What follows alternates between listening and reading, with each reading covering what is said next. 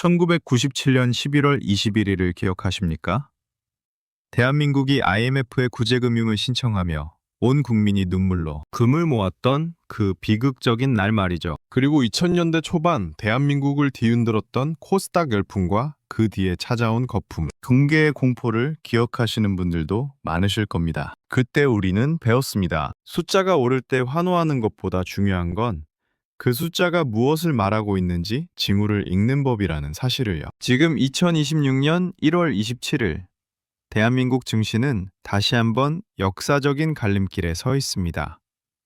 오늘 코스닥 지수가 20여 년 만에 드디어 1000포인트를 돌파했습니다. 꿈의 숫자라고 불리던 1000선을 뚫고 올라온 것이죠. 누군가는 이제야 제대로 된 평가를 받는다고 기뻐하고 누군가는 과거의 거품 붕괴가 재현될까 두려워합니다. 하지만 분명한 것은 지금 이 순간에도 과거의 역사는 똑같은 방식으로 반복되고 있을지 모른다는 점입니다. 오늘 이 영상은 단순한 시황 분석이 아닙니다. 코스닥 천시대라는 거친 파도 속에서 여러분의 소중한 평생 자산을 지켜내 생존 매뉴얼입니다. 끝까지 집중해서 들어주십시오. 당신의 노후와 미래가 걸린 문제입니다. 먼저 첫 번째 징후인 바이오와 헬스케어 기업들의 실질적 성과와 임상, 성공 여부에 대해 쉽게 설명해 드리겠습니다. 코스닥은 우리 경제의 성장판과 같습니다. 특히 바이오는 그 심장이죠. 지난 몇 년간 기대감만으로 올랐던 바이오주들이 이제는 실제 매출과 임상 결과로 자신들을 증명해야 하는 시기가 왔습니다. 비유하자면 전교 1등을 하겠다고 소문만 내던 학생이 이제 실제 성적표를 받아들어야 하는 순간인 셈이죠. 40대 직장인 김대리의 사례를 보시죠. 김대리는 작년 초 바이오 열풍에 휩쓸려 전세자금 일부인 1억 원을 임상 3상을 앞둔 기업에 투자했습니다. 다행히 결과가 좋게 나와 수익률 50%를 기록 중이지만 그는 지금 고민에 빠졌습니다. 여기서 더 갈까? 아니면 지금이 꼭대기일까? 여러분, 지금 당장 여러분이 가진 바이오 종목의 현금 흐름을 확인하십시오. 만약 실질적인 이익 없이 공시 하나에만 의존하고 있다면 그건 거품이 꺼지기 시작했다는 위험 신호입니다. 두 번째 징후는 2차 전지와 신소재 산업의 공급망 재편과 기술 격차입니다. 대한민국을 먹여 살릴 또 다른 기둥이죠. 전 세계가 에너지 전환을 외치는 지금 코스닥의 핵심 기업들이 그 중심에 있습니다. 하지만 경쟁은 더 치열해졌습니다. 비유하자면 예전에는 혼자 달리던 경주였는데 이제는 전 세계 선수들이 다 달려드는 격입니다. 2026년 현재 기술력이 뒷받침되지 않는 무늬만 2차 전지 기업들은 이미 걸러지고 있습니다. 50대 자영업자 박 사장은 지인의 말만 믿고 이름도 생소한 배터리 소재 주식에 3천만 원을 넣었습니다. 하지만 기술력이 없다는 소문이 돌자마자 주가는 반토막이 났고 박 사장은 밤잠을 설치고 있습니다. 여러분, 숫자는 거짓말을 하지 않습니다. 특허와 수주 잔고를 직접 눈으로 확인하십시오. 경고등은 이미 켜져 있습니다. 세 번째 징후는 K 콘텐츠와 게임 산업의 글로벌 확장성과 수익화 구조입니다.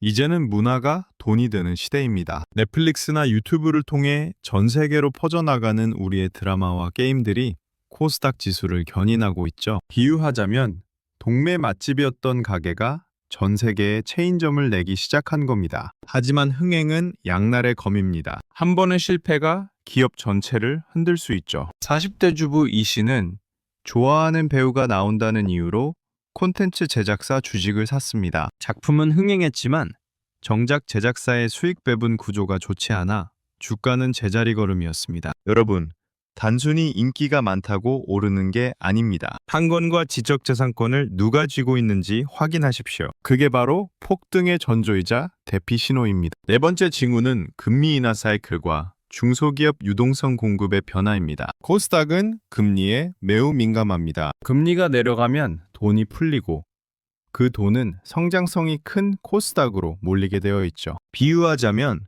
가뭄이 들었던 논에 물이 들어오기 시작하는 것과 같습니다. 2026년 현재 미국과 한국의 금리 인하 속도가 코스닥 천선의 안착 여부를 결정짓고 있습니다. 60대 은퇴자 최 씨는 은행 이자가 낮아지자 정기예금을 깨서 코스닥 우량주로 옮겼습니다. 하지만 금리가 예상만큼 빨리 내리지 않자 조바심을 내고 있습니다. 만약 금리 인하 기대감이 실망감으로 바뀐다면 코스닥은 순식간에 천선 아래로 무너질 수 있습니다. 매일 아침 발표되는 물가 지표와 중앙은행의 입을 주시하십시오. 다섯 번째 징후는 개인 투자자들의 신용융자와 미술거래 비중입니다. 가장 위험한 신호입니다. 지수가 1000을 돌파하자 비준에서 투자하는 이들이 급증하고 있습니다. 비유하자면 얇은 얼음판 위에 무거운 짐을 지고 올라가는 격입니다. 과거 데이터를 보면 코스닥 폭락은 항상 과도한 빚투자의 끝에서 시작되었습니다. 지금 주위를 들러보십시오. 주식에 전혀 관심 없던 사람들까지 대출을 받아 코스닥에 뛰어들고 있다면 그건 이미 위험 수위에 도달했다는 뜻입니다. 지수가 조금만 흔들려도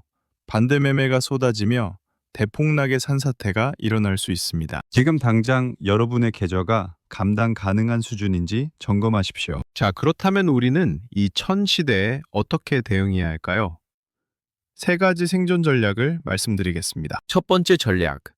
현금 비중을 최소한 20% 이상 확보하십시오. 1997년 IMF 당시 살아남아 부자가 된 사람들은 현금을 쥐고 있던 이들이었습니다. 지수가 1000을 넘었다는 건 변동성도 그만큼 커졌다는 뜻입니다. 폭락이 왔을 때 주워 담을 수 있는 실탄이 없다면 당신은 그저 파도에 휩쓸려 갈 뿐입니다. 지금 당장 계좌의 일부를 현금화하여 기회를 기다리십시오. 두 번째 전략.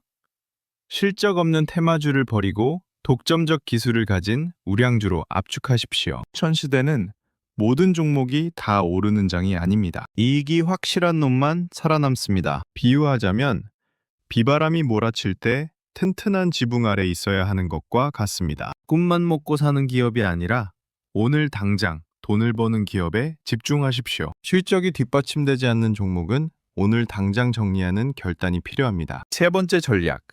분산 투자의 원칙을 지키고 절세 계좌를 활용하십시오. 코스닥은 변동성이 큽니다. 한 종목에 올인하는 건 도박입니다. 또한 중개형 ISA 계좌 같은 절세 혜택을 최대한 활용하여 수익의 질을 높이십시오. 부자가 되는 절대 공식은 많이 버는 것보다 잃지 않고 세금을 줄이는 것입니다. 2026년 변화된 세제 혜택을 확인하고 여러분의 포트폴리오를 재구성하십시오. 다시 한번 말씀드립니다. 코스닥 1000포인트가 올지 안 올지는 더 이상 논쟁거리가 아닙니다. 이미 우리 눈앞에 펼쳐졌습니다. 하지만 확실한 건 이 상승장이 영원하지는 않다는 겁니다. 1997년 IMF 당시 살아남은 사람들은 특별한 천재들이 아니었습니다. 단지 준비했던 사람들이었습니다. 반대로 무너진 사람들도 있었습니다. 단지 설마라고 생각하며 아무것도 하지 않았던 사람들이었죠. 오늘 이 영상을 본 여러분은 이제 선택해야 합니다. 준비할 것인가?